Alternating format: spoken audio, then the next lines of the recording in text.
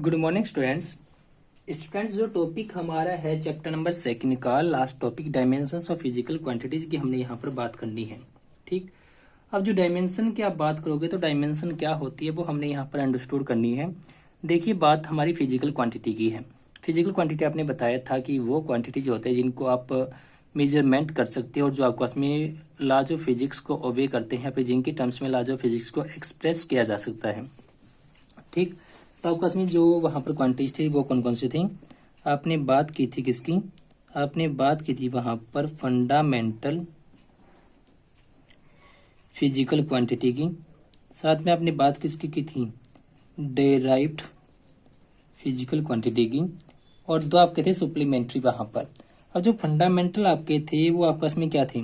Fundamental आपके थे मास, length, time, temperature या फिर thermodynamic temperature, electric current, intensity and amount of substance. ठीक, अब उसमें देखिए जो डेराइव्ड मेरे हैं वो फंडामेंटल के कॉम्बिनेशन से बनते हैं।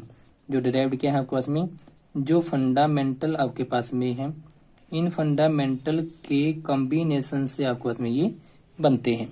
ठीक, मतलब उनके बीच में अरिथमेटिक ऑपरेशंस आपके होते हैं, वो मल्टीप्लिकेशन या डिवीजन में आपके आते हैं।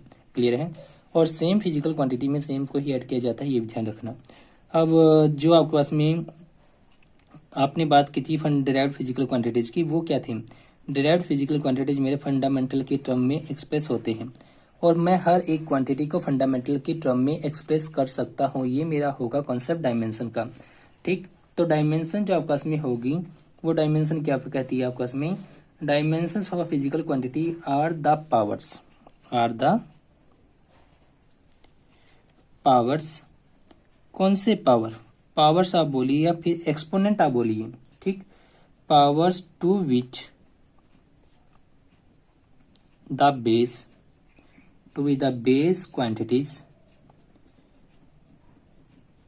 आर रेज्ड to represent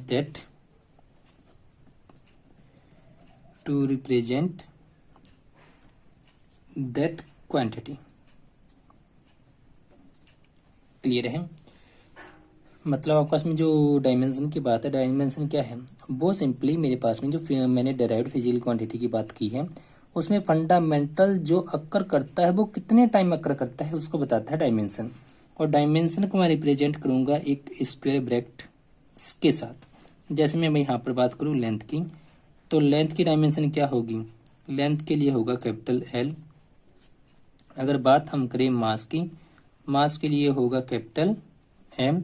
अगर हम बात करें टाइम की, टाइम के लिए होगा कैपिटल टी। ठीक, और अगर हम बात करें यहाँ पर इलेक्ट्रिक करंट की या सिंपली करंट की अगर आप बात करते हो तो उसके लिए होगा, इसका यूनिट कैपिटल ए था एम्पियर से। और अगर आप यहाँ पर बात किसकी करते हो? अगर आप बात करते हो थर्मोडायनेमिक टेम्परेचर की, थर्मोडायनेमिक टेम्परेचर की अगर बात की जाए तो इसके लिए आपके पास में होगा केल्विन कैपिटल की। और अगर आप बात करते हो वहां पर किसकी? अगर आप बात करते हो अमाउंट ऑफ सब्सटेंस की, तो ये आपके पास में मोल था और मोल MOL से मैंने यहाँ पर दिखाना है। और अगर आप बात करते हो वहां पर इंटेंसिटी की, तो ये आपके पास में कैंडला होगा CD, आपने इसको बताया था। तो ये थे आपके पास में यहाँ पर बेस या फिर फंडामेंटल क्वांटिटीज की डायमेंशन। अब इन्हीं से आपके पास में क्या बनने हैं? इन्हीं से आपके पास में बनने हैं वहां पर डेराइव्ड के डायमेंशन। ठीक, अब अगर हम बात करते हैं किसकी? अगर हम वॉल्यूम की बात करते हैं तो वॉल्यूम मुझे पता है क्या होता है, ये length into breadth into height, ये आपका होगा वॉल्यूम का फॉर्मूला। लेंथ भी मेरा लेंथ की टर्म में, ब्रेड्थ भी मेरा लेंथ आएगा और हाइट भी मेरा लेंथ आएगा। ये भी मेरा L है, ये भी मेरा L है और ये भी मेरा L है, तो ऑलरेडी देखा जाए तो ये L³ है। ठीक, तो वॉल्यूम V जो था ये L³ का डायमेंशन रखता है। इसका मतलब क्या है? इसका मतलब है कि वॉल्यूम के अंदर फंडामेंटल लेंथ 3 टाइम अकर करता है, बट मास आपका इसमें अकर नहीं करता तो 0 लिख लेते हैं। टाइम इसके अंदर अकर नहीं करता तो टाइम को भी 0 लिख लेते हैं। तो पूरी को कंबाइन करके हम कैसे लिख सकते हैं? M इसका 0 है, L इसका 3 है, T इसका 0 है, जो वॉल्यूम को रिप्रेजेंट करता है। क्लियर। सिमिलरली आप वहां पर किसकी बात करते हो, अगर आप बात करते हो फोर्स की, किसकी बात की जाए, अगर हम बात करते हैं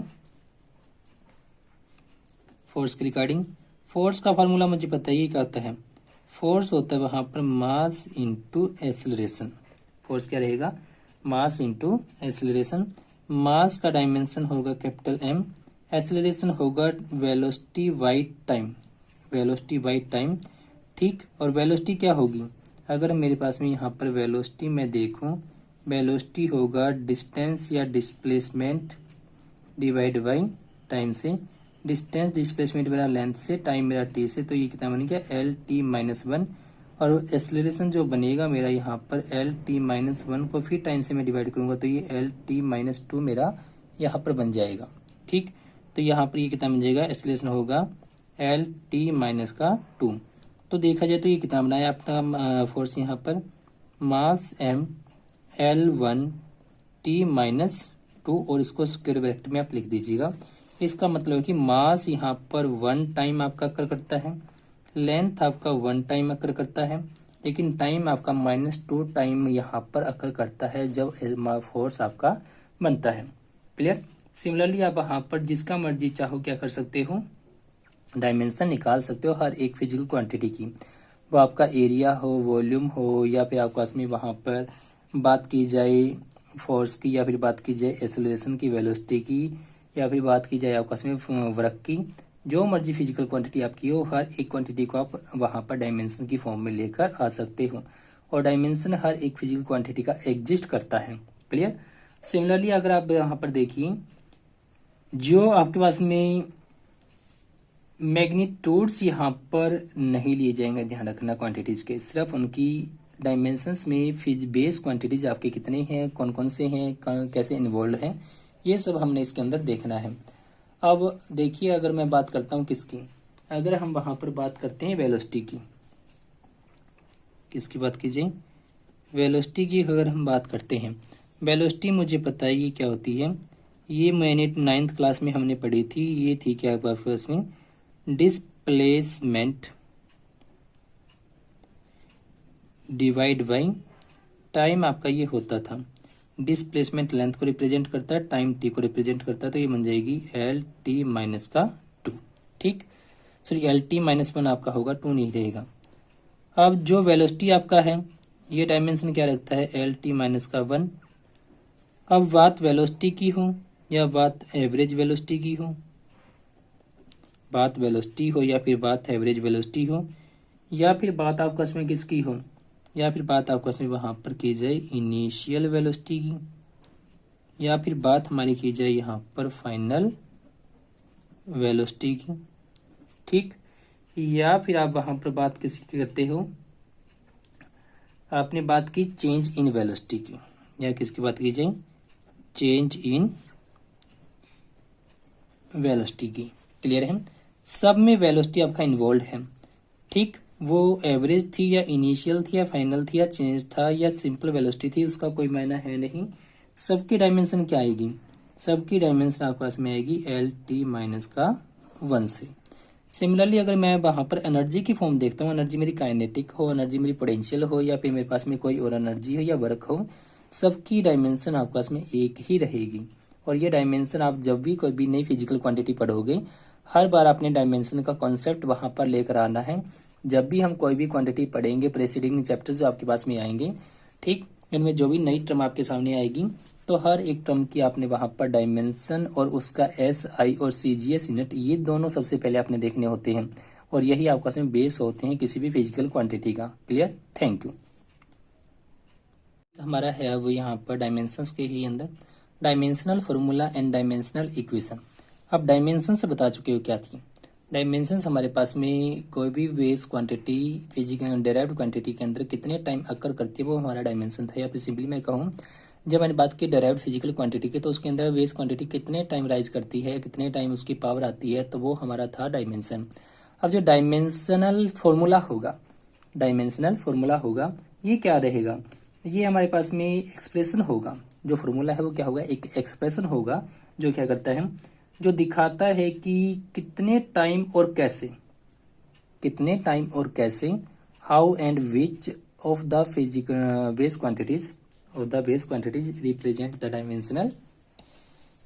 dimensions of the quantity. Clear, मतलब आपके कहने का ये यहाँ पर कि आपके पास में कितने टाइम अकर करती है बेस क्वांटिटी आपकी, और किस वे से वो अकर करती है, उसमें मास, लेंथ, टाइम, टेम्परेचर कौन सा अकर करता है, ये आपका बन जाता है डायमेंशनल फॉर्मूला जो आपने किया था। अगर बात की थी आपने फोर्स की, किसकी बात की थी आपने, वॉल्यूम की। वॉल्यूम केस में डायमेंशनल फॉर्मूला क्या बन जाएगा, मास आपका 0 था, एल आपका 3 था और टी आपका 0 था। ये बात थी किसकी, ये बात थी यहाँ पर वॉल्यूम की। सिमिलरली आपने वहां पर बात की थी इसकी, आपने बात की थी फोर्स की। फोर्स केस में आपके पास में क्या था, मास आपके पास में वहां पर 1 था, एल आपका वहां पर 1 था और टी आपका वहां पर -2 था। ये होगा आपके पास में फोर्स के लिए। सिमिलरली आप वहां पर अगर बात करते हो वेलोसिटी की, जो वेलोसिटी आपके पास में था तो एल टी -1 ये था आपके पास में वेलोसिटी का डायमेंशनल फॉर्मूला। ठीक, अब इक्वेशन की जब बात हम करेंगे, किसकी बात करेंगे, इक्वेशन की। इक्वेशन का सिंपल सा मीनिंग होता है sign of equality, sign of equality between two sides. ठीक, किन्हीं दो साइड्स के बीच में साइन ऑफ इक्वलिटी आपने इंट्रोड्यूस करना होता है। अब मान लीजिए यहाँ पर जो वॉल्यूम मेरा था, वॉल्यूम को मैं v से रिप्रेजेंट कर दूं और इसको भी यहाँ पर ऐसे स्क्वायर ब्रैकेट में ले लिया जाए। इसकी डायमेंशन आपके पास में कितनी है, ml3t आपके पास में ये 0 m0, ये थी इसकी डायमेंशन। इसमें बीच में आप साइन लगा दीजिए, ये बन गया आपके पास में इक्वेशन ऑफ डायमेंशनल इक्वेशन आपकी ये बन जाती है। ठीक, वॉल्यूम के लिए मतलब जिस भी क्वांटिटी की मेरे पास में ये फॉर्मूला है उसके इक्वल अगर मैं कर देता हूँ इक्वलिटी साइन के साथ, तो मेरे पास में क्या बन जाएगा, डायमेंशनल इक्वेशन ये मेरी वहां पर कहलाएगी। अब जो डायमेंशनल इक्वेशन आपने यहाँ पर बताई, तो इसको देखते हुए अगर देखा जाए, वॉल्यूम बी आपने बता दिया, तो फोर्स की मैं एफ से लिखूं, ये कितनी डायमेंशनल इक्वेशन होगी, ये रहेगी mlt-2। वेलोसिटी अगर मैं v से दिखाऊं, ये कितना रहेगा डायमेंशनल इक्वेशन, m0 इसका होगा, lt-1 इसका रहेगा। ठीक, सिमिलरली अगर आप बात करते हो किसकी, अगर हम बात करते हैं वहां पर मास डेंसिटी की, मास डेंसिटी का फॉर्मूला क्या आपके पास में होता है, ये होता है mass per unit volume of a given substance. Mass मेरा m से आना है, वॉल्यूम मेरा L3 से आना है, तो ये कितना बन जाएगा, ml-3 ये बन जाएगा। तो डेंसिटी मेरी रो से दिखानी है मैंने, इक्वल किसके आएगी, m भी अकर करेगा, L भी अकर करेगा, लेकिन टाइम t यहाँ पर 0 हो जाएगा। तो ये थे आपके पास में डायमेंशन और डायमेंशनल इक्वेशन फॉर्मूला और इक्वेशन आपके पास में यहाँ पर रहेंगे। क्लियर है, ये था आपका topic dimensional formula and dimensional equations का। अब जो नेक्स्ट हमारा है होगा पार्ट, वहां पर dimensional analysis of and it's applications, ये हमने यहाँ पर देखने हैं। Clear, thank you.